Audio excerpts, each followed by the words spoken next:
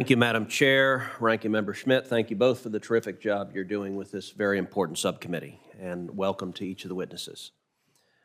Since I was first elected to the Senate 11 years ago, I have been proud to help lead nearly every major piece of space legislation that's been signed into law.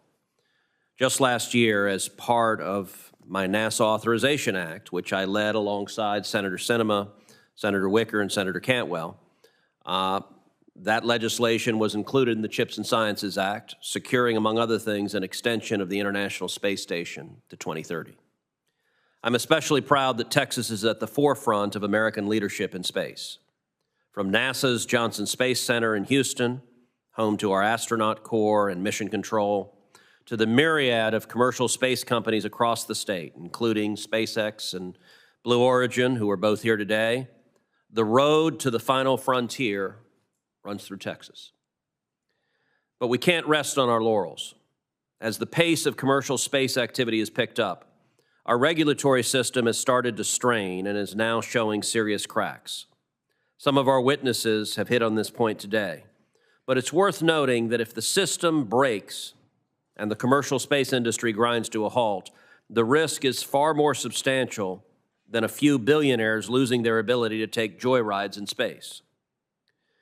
The government relies on a vibrant domestic commercial space sector for access to space, whether that is transporting our astronauts to the ISS, sending rovers to Mars, launching national security missions, or any of the other myriad space missions. On most policy issues, my philosophy is quite clear. Get government out of the way to the greatest extent possible and let the private sector roar. I believe the commercial space sector holds tremendous potential, and I've long said that I think the first trillionaire will be made in space. Previously, a domain exclusively of governments, upstart commercial companies have helped democratize space in a way that very few thought possible even a decade ago. Along the way, they have helped drive down the price point of launch, which has helped save the taxpayer money, and has led to a proliferation of new technologies and plans for in-space activities. But to accommodate this growth and to enable the future potential, the regulatory framework must be clearly defined, allow for innovation, and be accountable for the actions it does or does not take. As we think about regulation in commercial space, top of mind for many is the expiration of the learning period. This is understandable and an issue we need to, and I believe will, address. But we need to answer the broader and more definitional questions about what the future of regulation looks like, not just for the next 2 years, but for the next 20. The prior administration did good work to try to update and modernize launch and reentry regulations, but there's a lot of work still to be done. Similarly, we need to address the still burdensome remote sensing regulations, and we need to cut red tape around all the various types of permitting that permeate commercial space. This hearing today is an opportunity to learn from those in industry, in the academy, and from a former policymaker about the state of commercial space, and to reflect on how the current regulatory scheme is or is not working. In my opinion, too many agencies are involved. It slows technological and scientific advancements, and it puts us at a disadvantage compared to our international competitors and rivals. It is long past time that we create a true one-stop shop for the regulation and licensing of commercial space activities and make the United States the destination of choice for commercial space companies looking to set up shop. That all starts with regulatory certainty, transparency, and accountability. Finally, I mentioned the ISS. It is imperative that the United States maintain a human presence in low Earth orbit. With ISS's mission extended until 2030, it is important to talk about what is next. Not only is LEO the tip of the spear on commercialization of space, but more fundamentally, it is a strategic domain where we cannot afford to cede our leadership, especially to Communist China. I look forward to hearing from our witnesses today and to continuing to work with Chairwoman Cantwell, Subcommittee Chairwoman Sinema, Ranking Member Schmidt, as we together craft a bipartisan, bold, and forward-looking commercial space bill. Thank you. Senator Cruz, you're recognized for your questions if you'd like to. Thank you, Madam Chair. Mr. Gerstenmaier, welcome. Thank you for being here today. Thank you for your many years of service with NASA. I think I can speak for many members of this committee when I say that we were all watching with excitement as Starship made its first test flight at Boca Chica earlier this year. And we look forward to you all proceeding with your next launch and more as you get ready to help put American boots back on the lunar surface. I also greatly appreciated the opportunity recently to visit Starbase in Boca Chica, Texas, over the August recess to see firsthand the incredible work that SpaceX is doing in South Texas. And I don't want to exclude Mr. Joyce here. Van Horn is on my list, and I'm planning to get out and see the great work Blue is doing in West Texas as well. Look, the commercial space industry is at an inflection point. Industry, with some government support, but also leveraging immense amounts of private capital, has brought new, novel technologies into production that hold the potential to do everything from closing the digital divide in broadband internet to making the human race truly multiplanetary. They are ready to take off if only we will let them.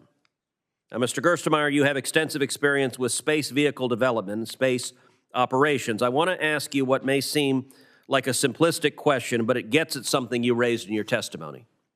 In your experience, and obviously there are caveats, are flight-proven vehicles and hardware more or less reliable than vehicles and hardware that aren't flight-proven? I think there's a tremendous advantage of a flight-proven vehicle. You see that in the reusability of the Falcon program. You know, we've flown 74 flights this year. We learn from every one of those flights, and that learning, if we're open and transparent and we see where problems are, we can fix those small problems before they become big problems. So sometimes it's seen as we're rushing to flight, but we're actually, by flight testing, we're effectively flight testing the vehicle every time we fly, and we're learning and we're developing. We're doing the same thing with Starship. Starship's test flight may, to some, have looked like a failure. It was not a failure. It was a huge learning experience for us. We gained more data from that flight, more knowledge that helps us advance than we could have through 1,000 years of analysis and mathematical studies and tests. Going to flight, still protecting the public, keeping the environment safe, allows us to move at the fastest pace we can. So I'm a strong supporter of active flight test. Well, thank you. I very much agree, and I think that is objectively correct. But to pull on this thread, articles in the Washington Post and Ars Technica yesterday discussed how SpaceX has been ready for its second Starship launch for weeks, but is now apparently waiting on the Fish and Wildlife Service, who, just to be crystal clear, they don't launch rockets. But Fish and Wildlife needs to finish its consultation next month. I can't help but be concerned that bureaucratic red tape at AST and Fish and Wildlife and from other agencies have injected themselves into the launch licensing process. All of these agencies have already conducted and approved an environmental review for the first launch of Starship. But since SpaceX is going to keep trying, now the federal government wants to do another entirely duplicative environmental review. Do you think other agencies' involvement is speeding up or slowing down SpaceX's ability to test, launch, and iterate vehicle development? It's a shame when our hardware is ready to fly and we're not able to go fly because of regulations or re-review. The fact that we can get the launch pad repaired and get it ready to go fly, support a flight, the fact that I can get a vehicle manufactured and ready to go fly, we have 3 or 4 other vehicles also ready to go fly. The pace of our test flight should not be governed by the regulation. We need to be safe, we need to protect the environment, we don't dismiss those, but we need to fly at the fastest pace that we can do hardware development to do this active development process and this test flight experience that we've described. Well, again, I agree with that. At AST's current speed, what's the earliest HLS will be ready? It's hard to say. We've got it, we need to fly at the fastest pace. To be fair, we also have huge technical challenges, right? This is a large spacecraft we're building. You got to see it when you went down to Boca. It's an amazing vehicle. But 33 engines, the staging, all this is new technology. We need to test that soon, learn what's wrong, fix it, and go fly again. And we cannot be held up by regulation. So it's hard for me to give a specific date of where we are, but the current pace where regulation is driving, that should not be the case. The burden should be put on us as a private company, put on SpaceX, and let us develop at the fastest pace. We should be the ones that are driving the development, not being driven by regulatory oversight. Well, and having seen firsthand what you're doing in South Texas, it is extraordinary and very, very impressive. My final question, if you were still at NASA, would this delay be acceptable? Would schedule delays like this be something that makes a NASA program successful? Simply would not be acceptable. Thank you. Thank you, Senator Cruz. Senator Peters. Well, thank you, Madam Chair, and welcome.